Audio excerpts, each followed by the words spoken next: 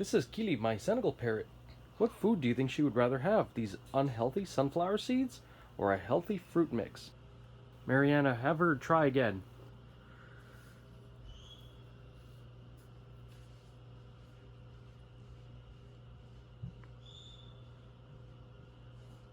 Kili, are you sure?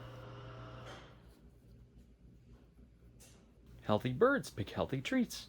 So as you can see, Kili chooses the healthy fruits over the unhealthy sunflower seeds. She was raised with healthier food. That's what she is used to. She's not used to eating junk food like those unhealthy sunflower seeds. But since this is the lifestyle that she knows and this is what she is used to, she's not missing out on anything.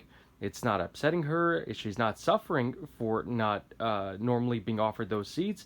She wouldn't even choose them, even when they're available, because these are the healthy habits she has formed and what she's used to eating.